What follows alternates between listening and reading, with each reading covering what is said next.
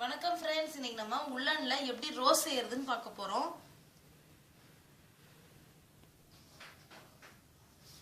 நம்ம ஃபுல்லா போட்டு முடிச்சதுக்கு அப்புறம் இப்படி தான் இருக்கும்.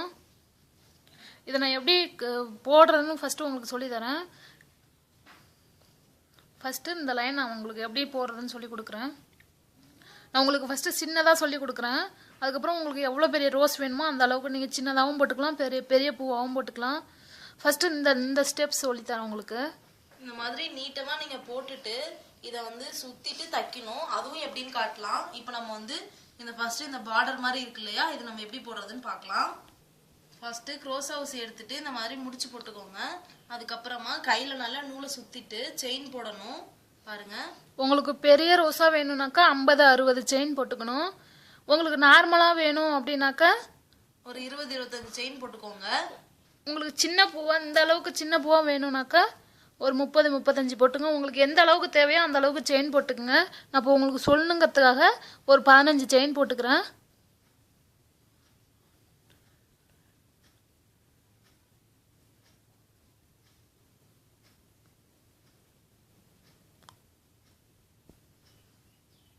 பாருங்க, ஒரு தடவை சுத்திட்டு அது ஹோல் வழியா வெளில எடுக்கணும் நூலை.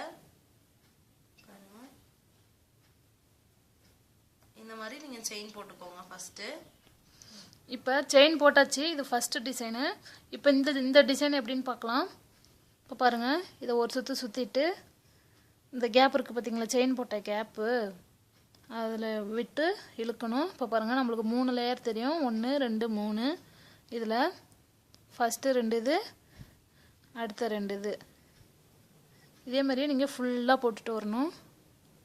பாருங்கள், ஃபஸ்ட்டு உள்ளே போட்டு வெளியில் எடுத்துட்டு ஃபஸ்ட்டு 2 இது, அடுத்த 2 இது.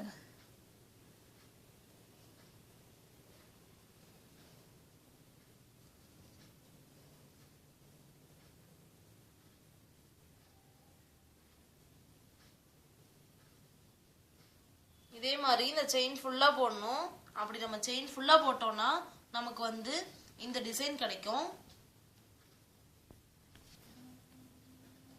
இப்ப பாருங்க, நம்ம அதே டிசைனை இதுல போட்டோம் பாருங்க. இப்ப நம்ம மேல உள்ள அந்த பெட்டல்ஸ் மாதிரி இருக்குல்ல, அது போடலாம்.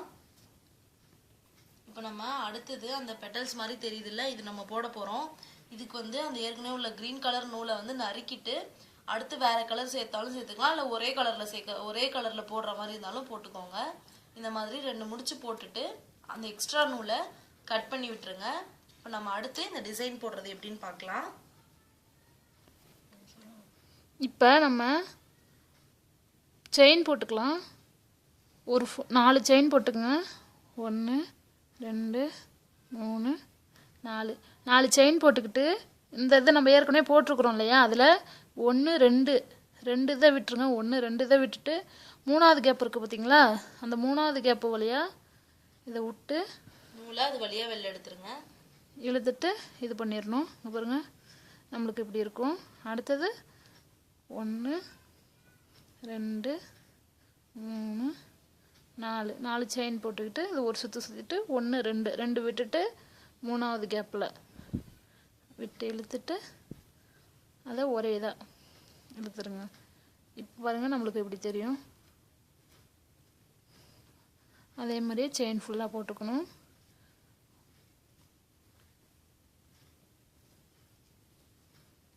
ஒன்று 2 விட்டுட்டு 3வது கேப், 3வது கேப்பில் விட்டுருங்க. 1 2 3 4 1 2 கேப்பை விட்டுட்டு 3வது.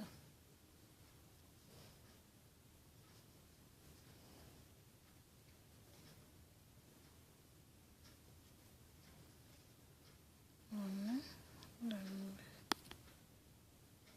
3 1 2 விட்டுட்டு 3வது கேப்.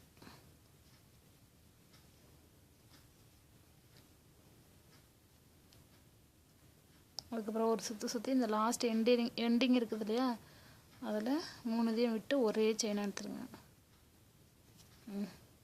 நம்மளுக்கு இப்படி தான் இருக்கும். அடுத்தது இந்த பெட்டல்ஸ் போட்டுடலாம். இந்த இது போடலாம் எப்படின்ட்டு இது மாதிரி ஃபுல்லாக போட்டுக்கணும். போட்டுட்டு அடுத்தது இந்த இது பின்னலாம். இப்போ இந்த பெட்டல்ஸ் நம்ம எப்படின்னு போடலாம்.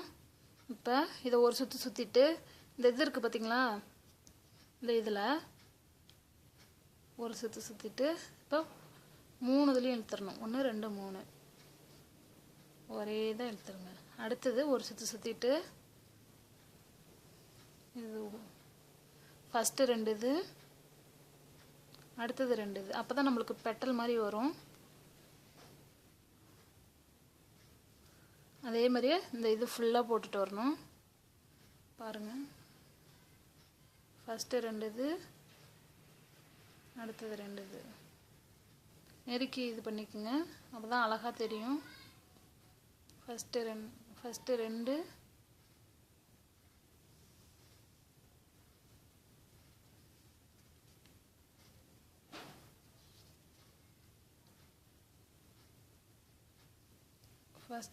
அடுத்தது 2, ஃபஸ்ட்டு 2 இது, அடுத்தது 2 இது. இதே மாதிரி இது ஃபுல்லாக போட்டுட்டு வரணும்.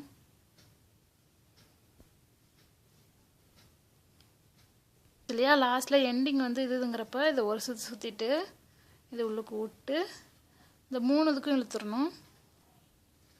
அப்போ தான் நம்மளுக்கு பெட்டல் மாதிரி இது தெரியும். பாருங்கள், இந்த சேஃப் தெரியுது பாருங்கள், பாருங்கள், இந்த இது தெரியும். இது மாதிரி தான் நான் எல்லா இதுக்குமே ஃபுல்லாக போட்டிருக்கிறேன். பாருங்கள்,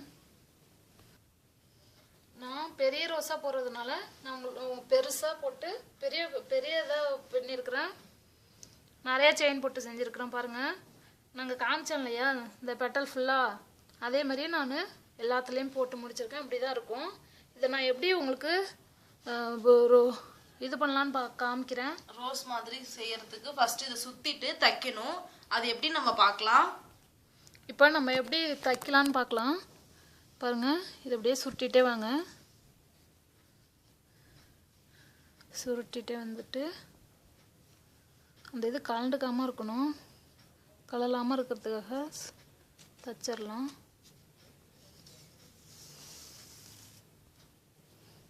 ஒவ்வொரு டைம் சுருட்டுறப்பையும் தச்சிட்டு தான் இது பண்ணணும். அப்போ தான் அந்த இது உங்களுக்கு அழகாக தெரியும்.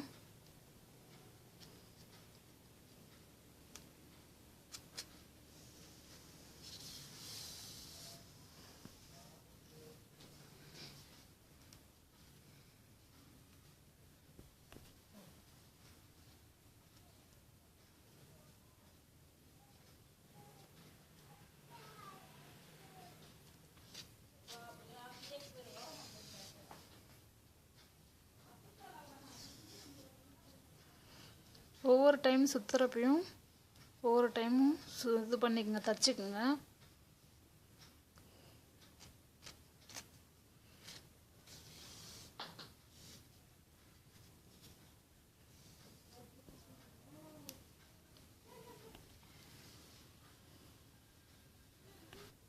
நம்ம லாஸ்ட் இது தைக்கலாம்.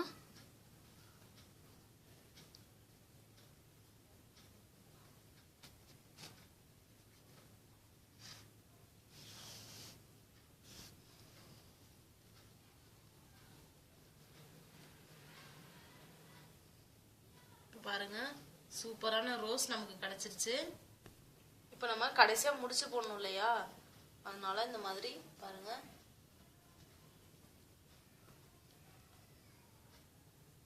ஃபர்ஸ்ட் இந்த மாதிரி தச்சிட்டு கொஞ்சம் மிச்ச நூல் இருக்கிற இடத்துல திரும்ப அந்த ஹோல்ல விட்டு வெளில எடுத்து முடிச்சு போட்டுருங்க. அப்பதான் நமக்கு முடிச்சு தெரியாம இருக்கும். நல்லா டைட்டா முடிச்சு போட்டுட்டு நறுக்கிற வேண்டியதான்.